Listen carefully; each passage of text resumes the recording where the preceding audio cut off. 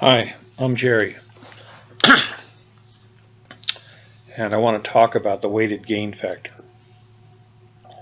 Weighted gain factor is well, let's just look at the watch list. Here's the column for the weighted gain factor, but I wanted to point out that the, the the format that I like to use includes several gain considerations. One is a daily change that shows what the stock did from its last close. Of course, it's got a weekly percentage gain, which is basically what it did over the last excuse me 5 trading days, and a monthly percentage gain, which is basically what it did over the last 4 weeks.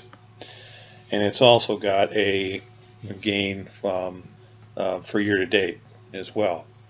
And if that's not enough on the chart, it also has, I've got a study that prints the labels that shows, it's under fundamentals, it's where you can select it to show year to date, 1 month, 3 months, 6 month, 9 month, 1 year, or 3 year, whatever you want to show on the chart as well. So with those thoughts in mind, let's talk about what the weighted gain factor really is, and it's right here. I'm just going to jump to the code. Let's just see what it is. So most time you do gain, let's see, the simple gain is actually just the difference between the closing price and some time period, wherever it's at, divided by whatever the closing price was some time period ago.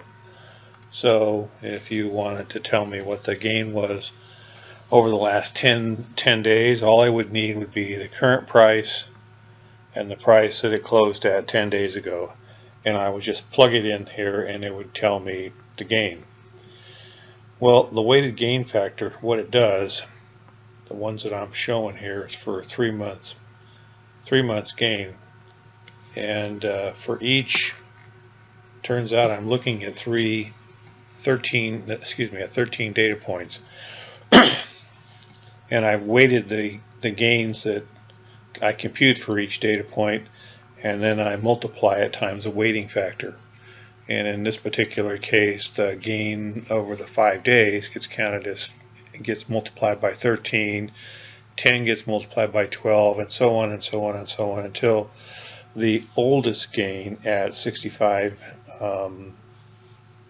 bars away doesn't get any multiplication factor associated with it.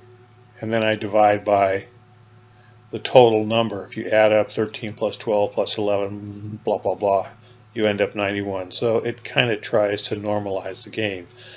But the point is that when you do this and you look at it, what it's doing is it's adding emphasis to, or extremely high weighting factor to the current price over that of the age price. So just by doing that, you're kind of forcing things. You're forcing this. You know, if you have something that happened real quickly, like here, this First Solar took a 12% jump. If you did this over the last month and you did it, First Solar sits up on top with 40, and turns out First Solar sits up on top for weekly. Obviously sits up on top for the last